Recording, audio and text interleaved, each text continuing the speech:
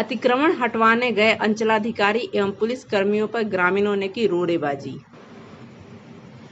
नवगछिया में पत्रकार ने एसडीपीओ को आवेदन दे जान माल की सुरक्षा की लगाई गुहार। बांका जिले के नौटोलिया गांव के एक मस्जिद परिसर में स्थित मदरसे में भीषण विस्फोट। बिजली विभाग के उदासीन रवैये से ग्रामीण हुए परेशान।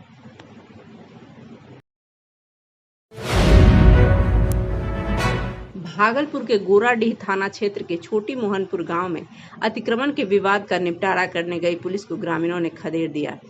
प्राप्त जानकारी के अनुसार मोहनपुर में मनरेगा के तहत बनने वाली सड़क पर ग्रामीणों द्वारा अतिक्रमण कर लिए जाने की शिकायत ठेकेदार ने अंचल कार्यालय में की थी। अंचलाधिकारी एवं राजस्व कर्मचारी द्वारा मामले की जांच में शिकायत के सही पाए जाने पर अंचलाधिकारी नवीन कुमार भूषण थानाध्यक्ष एवं पुलिस बल के साथ सड़क की जमीन को अतिक्रमण मुक्त कराने के उद्देश्य से पहुंचे थे।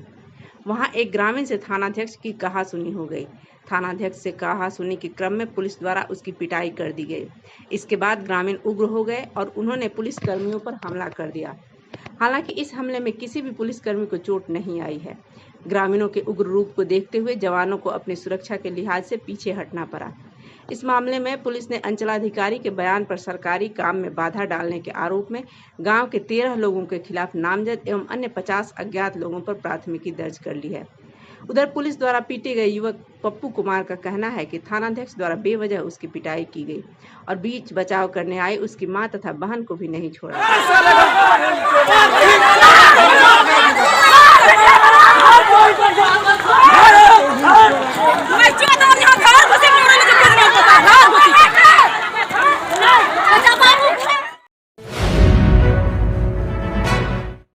नवगछिया के बिहपुर प्रखंड स्थित बभनगामा में पत्रकार रोशन रंजन ने नवगछिया अनुमंडल पुलिस पदाधिकारी को लिखित आवेदन देकर न्याय की गुहार लगाई है। दिए गए आवेदन में रोशन रंजन ने अपने पड़ोसियों पर उनके एवं उनके परिजनों के साथ मारपीट किए जाने का आरोप लगाया है। मारपीट में रोशन रंजन के पिता एवं एक अन्य परिजन गंभीर रूप से घायल हो गए हैं। दिए गए आवेदन में पत्रकार ने यह भी कहा है कि जब वे उन दोनों के इलाज हेतु बिहपुर गए थे तभी उनकी अनुपस्थिति में आरोपियों ने ट्रैक्टर से उनके घर पर तोड़फोड़ की। उन्होंने घर पर मौजूद महिला सदस्यों से नकदी एवं जेवर छीनकर घर खाली करने अथवा जान से मार दिए जाने की धमकी भी दी।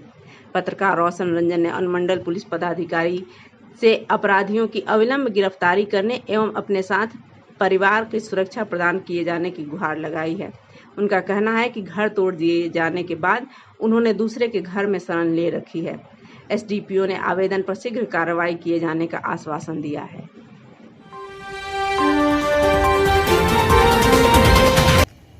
फर्स्ट मैं ये कहना चाहूँगा कि प्रशासन पदाधिकारी से, चाहे वो एसडीपीओ साहब हो, एसपी साहब हो या फिर जो हमारे लोकल थाना के प्रभारी हैं, मैं उनसे ये कहना चाहूँगा कि स्थल निरीक्षण एक बार पूर्ण रूपेण सही तरीके से करें और ना कि पक्ष और विपक्ष को लेके, बल्कि आप ग्रामीण से पूछें इन चीज़ों को।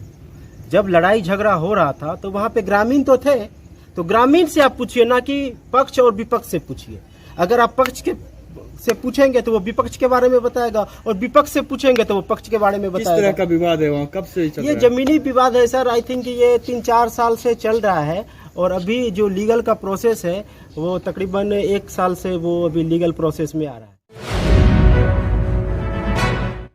बिहार के बांका जिला से एक बहुत बड़ी खबर सामने आई है, जहां बांका सदर थाना अंतर्गत नौटोलिया गांव के एक मस्जिद परिसर में स्थित मदरसे में भीषण विस्फोट हुआ है। विस्फोट की भयावहता का अंदाजा इसी बात से लगाया जा सकता है कि इसमें मदरसा पूरी तरह से ध्वस्त हो गया तथा धूल और धुएं के गुबार से आसमान भर उठा। धमाके की गूंज काफी दूर तक सुनी गई। मस्जिद परिसर में इस भयावह विस्फोट की सूचना मिलते ही बड़ी संख्या में सुरक्षा बलों के साथ वरीय पुलिस पदाधिकारी भी घटनास्थल पर पहुंच गए और उन्होंने मामले की तहकीकात शुरू कर दी है। मामले की गहराई से छानबीन के लिए फोरेंसिक विशेषज्ञों को भी बुलाए जाने की बात की जा रही है। बताया जा रहा है कि विस्फोट के बाद मस्जिद और मदरसे से जुड़े लोग तथा गाँव के कुछ अन्य लोग भी फरार हो गए हैं। बांका जिला मुख्यालय स्थित चांदन नदी के पार नौटोलिया गांव के बीचों बीच यह मस्जिद है। मस्जिद के ही एक हिस्से में मदरसे का संचालन किया जाता है, जहां यह भीषण विस्फोट हुआ है। इस घटना में आधिकारिक तौर पर अभी तक किसी के हताहत होने की सूचना नहीं मिली है, लेकिन स्थानीय लोगों की माने तो इसमें कई लोग घायल हुए हैं, जबकि एक व्यक्ति की मृत्यु भी हुई है। ग्रामीणों का कहना है कि मदरसे में बम बनाए जाने के दौरान यह विस्फोट हुआ है, जबकि कुछ लोगों का ये भी कहना है कि यहाँ विस्फोटकों की एक बड़ी खेप छिपा कर रखी गई थी। ग्रामीण आपस में तरह तरह की बातें कर रहे हैं, लेकिन सच्चाई क्या है यह तो पुलिस की पड़ताल के बाद ही सामने आ पाएगी। फिलहाल वरीय पुलिस पदाधिकारी गांव में कैंप किए हुए हैं।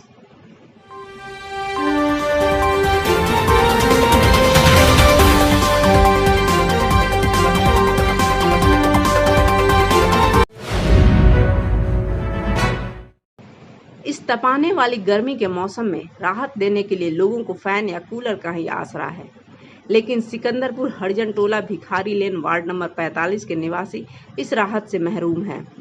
गांव में जर्जर हो चुके बिजली के तारों और लो वोल्टेज के कारण कोई भी विद्युत उपकरण ठीक से काम नहीं कर पाता।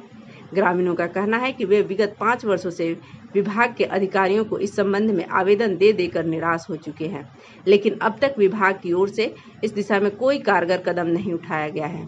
हर बार उन्हें सिर्फ आश्वासन देकर भेज दिया जाता है। आज भी वे मायागंज के एसी दफ्तर पहुंचे थे, जहां उन्हें बताया गया कि टाटा पावर को इस संबंध में सूचना दी जा चुकी है। हम लोग सिकंदरपुर हरिजन टोला वार्ड नंबर 45 भिखारी लाल लेन के निवासी हैं। हम लोग विगत 5 वर्षों से बिजली के लिए परेशान हैं। हम लोगों ने 2016 में एप्लीकेशन दिया था, 17 में दिया, 18, 19 और 20, अब 21 आ गया है। लेकिन हम लोगों के गली में सिर्फ सिंगल फेज़ है, जिसकी वजह से कि लो वोल्टेज मिलता है। हम लोगों ने कई बार, ये 5 साल से कंप्लीट हम लोग बराबर एप्लीकेशन दे रहे हैं, लेकिन इस पर कोई कार्रवाई अभी तक नहीं हो पाई है। और आज हम ये एसी साहब से मिलने आए। एसी साहब का ये कहना हुआ कि हमने टाटा पावर को कह दिया है और उन्होंने ये कहा कि आप फॉलोअप लेते रहिए। तो हमारा ये कहना है कि सर, हम 5 साल से फॉलोअप ले रहे हैं, अब कितना फॉलोअप लें। और इस समस्या ये है कि रात भर वोल्टेज नहीं रहता, पूरे वोल्टेज बिल्कुल ही नहीं रहता, जिसकी वजह से कि न तो पानी चढ़ पाता है, बच्चे रात भर नहीं सो पाते। समस्या इतनी गहरी हो गई है कि हम लोग परेशान हो चुके हैं इससे। इसके लिए आपने नज़दीकी विद्युत विभाग में, वहाँ भी हम लोगों ने 5 साल से एप्लीकेशन दिया। उनका ये कहना है कि आप वहाँ जाके मायागंज एसी साहब से मिलिए, जो भी होगा वो वहाँ से होगा। उन्होंने कोई कार्रवाई नहीं की।